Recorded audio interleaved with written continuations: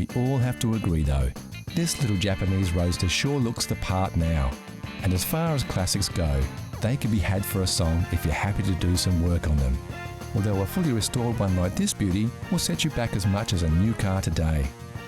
And what's the best thing about driving a car like this one?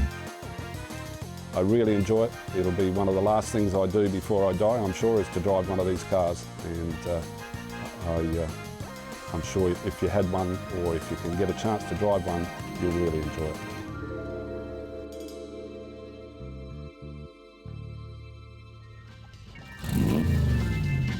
Here's a challenge for all you classic car fans. Know Your Chrome gives you a peek at some close-ups of classic chrome. Look at the shapes. Do you recognise the lines? Can you tell which car sports this shiny styling? It's too early for clues, but we can tell you it's a car, it's a classic, and it's very, very cool. Look closely, and we'll give you more hints later in the show. Next on CC, the Classic Car Show. A barn find that's made it back on the road. A Porsche great of tomorrow, and a groundbreaking US classic.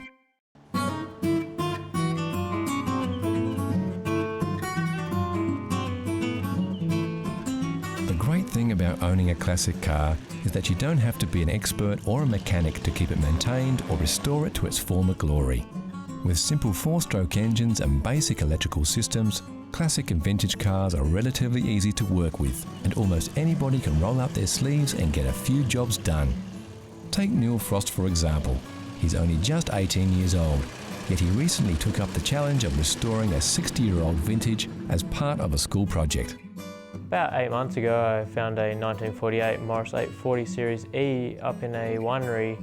I've been working on it as part of a school project and done a few things on the engine, converting it from 6 volt to 12 volt and also fixing the brakes. Of course, undertaking a project like this is no mean feat, and Neil sought out local experts to help him along the way. So I had a member from the Morris Register come and help me work on it, and also the neighbour across the road helped me work on the brakes, and also just converting it from the 6 volt to 12 volt.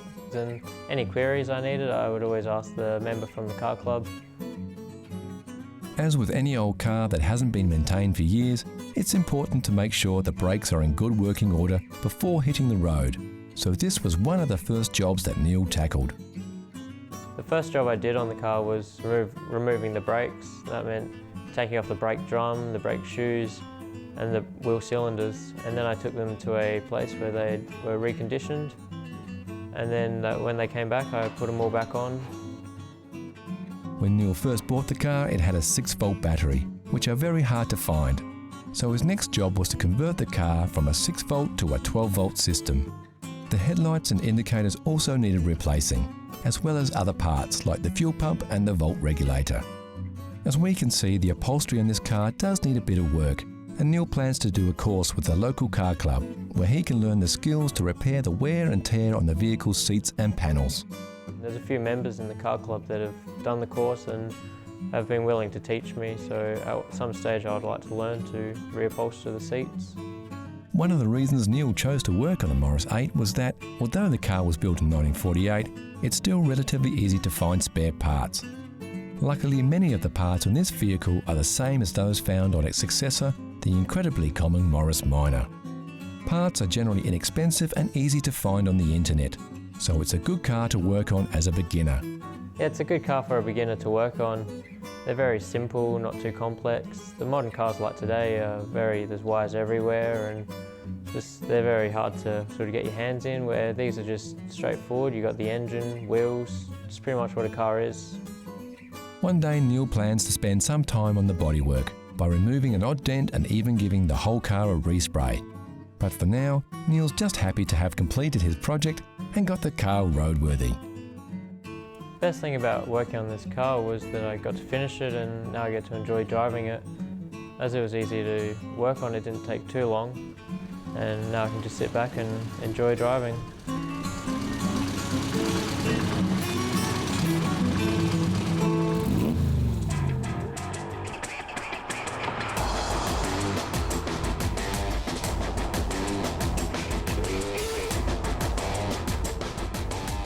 What you are looking at here is a classic of tomorrow.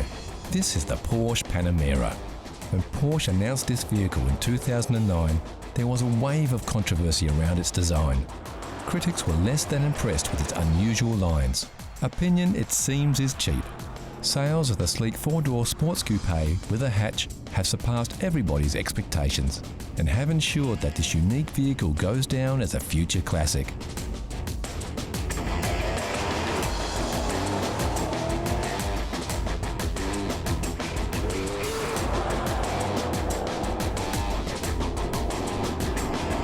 So why is a four-door hatch so popular? Well, it's a Porsche for a start, and when it comes to aspirational purchases, Porsches are often at the top of the list.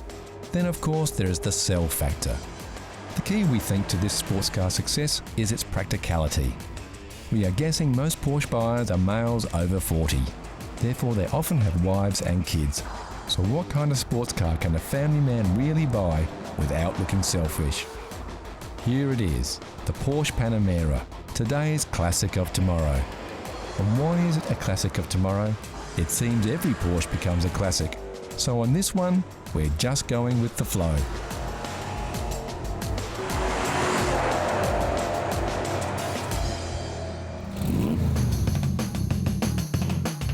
What you are looking at here is a Lamborghini Miura, one of only 300 or so left in the world. Credited as being the first commercial mid-engine sports car, only 764 Miuras were built between 1966 and 1972. Miura was an important design step for the Italian car maker. While company founder Ferruccio Lamborghini wanted the company to create powerful sedate touring cars, three engineers, Gianpaolo Dallara, Paolo Stanzani and Bob Wallace, developed the prototype in their own time. It went on to be a hit in the 1966 Geneva Motor Show, and body stylist Marcello Gandini got most of the credit. The Miura was a vehicle firmly placed between decades. Classic 60s styling combined with some 70s experimentation. This resulted in a car that was truly unique. Some consider the pop-up headlights to be a fad of the time, but in actual fact were a necessity. For the car to be legal in some countries like the USA, which had regulations on minimum headlight height, rather than restyle the body, the headlamps would raise up via small electric motors.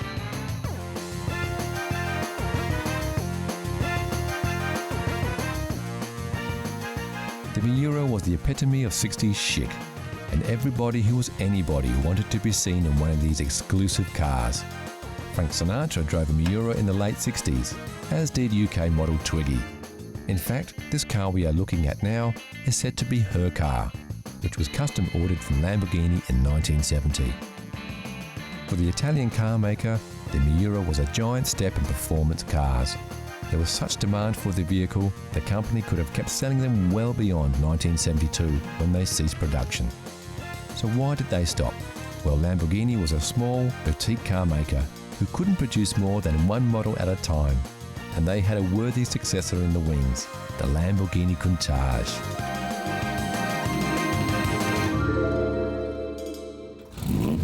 So how well did you go with your first peek? How well did you know your chrome? Here's a quick update. Did you guess it right away, or are you still pondering? Take a look at these shots. We're showing you a little more of the car here, so you should be able to pick it. The answer is coming soon.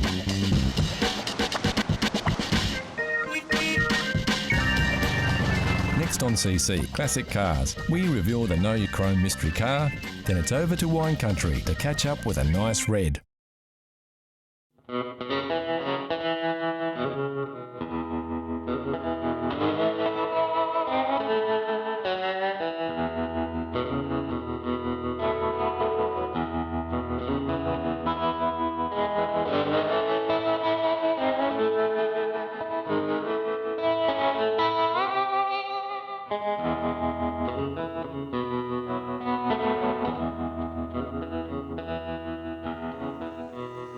Some cars seem to be locked into a time, even though they span several decades.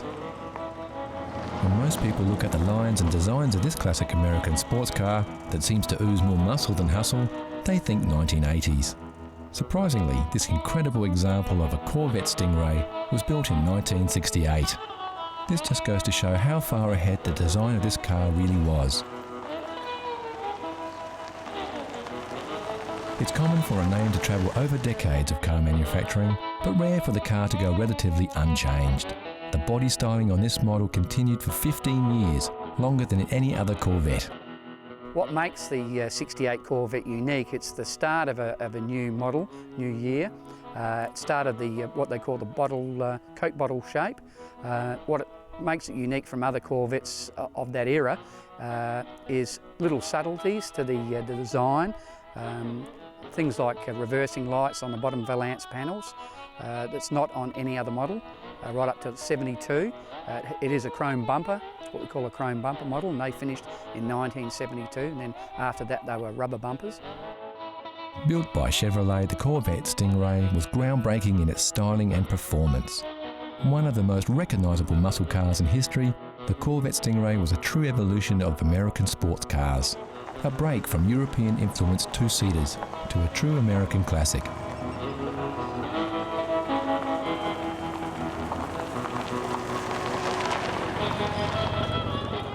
So how does this car differ to many others of its time? First of all, for a car built in the USA, the Corvette from day one had a unique body construction. Those styled fenders, low lip and smooth lines are crafted from fiberglass, even as they were in the 1950s model. Many people don't realise that the Corvette Stingray has always been a fiberglass-bodied car, hence its stunning power to weight ratio. Part of the reason the stylists of the Corvette were so far ahead of their time was that they were not constrained by the steel construction limitations of their peers. The organic lines and free curves are pure imagination.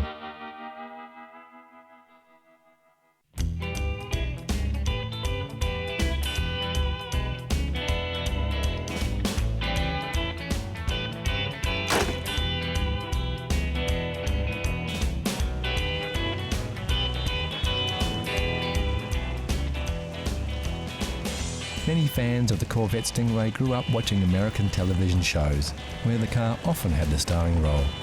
This has helped fuel the passion for the muscle car across the globe. Fans of the car love its beautiful shape, clean and flowing lines, and no matter what angle you look at it, it's a lovely car. This is most likely a deciding factor in the design's longevity. This particular Corvette Stingray is quite unique. You would be hard-pressed to find an original car. That is to say, all the parts on this car are as they were from the factory. Sure, it's been restored, but it's as stock as the day it rolled out of the showroom. Some purists may note that the steering wheel is not original for this car. Well, Gary has this restored, but is reluctant to use it day to day. And how much would a car like this cost?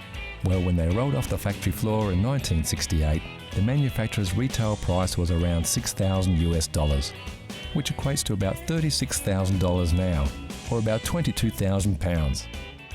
The early Corvettes have appreciated due to their popularity, and this example would fetch about $80,000. There are some very rare Corvettes that have sold for more than $800,000, but these are few and far between. The power plant under the hood is also a little unique. It features a Holley triple 2-barrel carburettor, or tri-power carburettor on a big block engine. The motor in the 68 Stingray came in several different varieties of 427, a small block and a big block. It also came in different horsepowers. Not only is this a big block, but also the 400 horsepower model.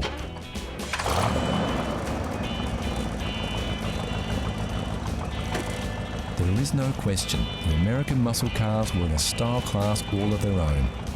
While the European car makers were staying small and sleek, the muscle cars were all about looks and a powerful performance. And when you put that much power in a relatively light vehicle, something has to give. What's the car like to drive? I mean, it's very basic. It is a 1968, so the technology's not there like a new car. But it's like sitting, once you're in there, it's like sitting in a cockpit of an aeroplane. You're very low down, and the bonnet is very, very long. So it takes a bit of getting used to see over the front. In a straight line, it's magnificent. Out in the open road with the top down, it's a lovely free feeling. It's not that terrific when you come to cornering. It's not a good cornering car. The back end tends to want to swish out or sway out a bit if you give it a bit of gas. But out on the open road, as long as you're going straight, it's a beautiful car to drive. It's not every day you see a car over 40 years old rolling out of a winery and feel the twinge in your neck as your head turns just a little too far. It's cars like the Corvette Stingray that help keep the passion for classic cars alive.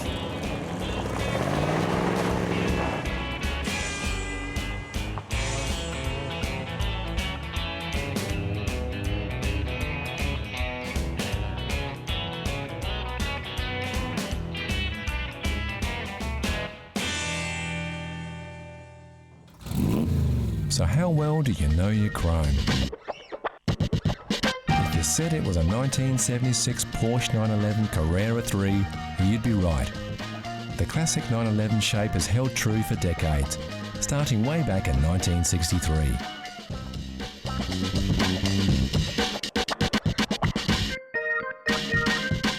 Some of you will be wondering just how you were supposed to pick the exact model. Well, it's the bumpers on this beast that are the dead giveaway.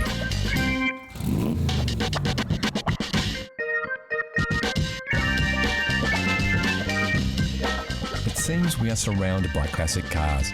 We can't believe how many classic cars are still on the road, but we do know why.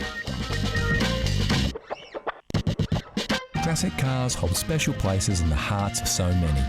Memories of visits to the beach as a child, buying your first car, or getting into the seat next to Grandad as he warmed up the engine of his old clunker. Few mechanical things can evoke so many emotions and memories and give lovers of old metal a chance to relive the past, a past preserved in CC, classic cars.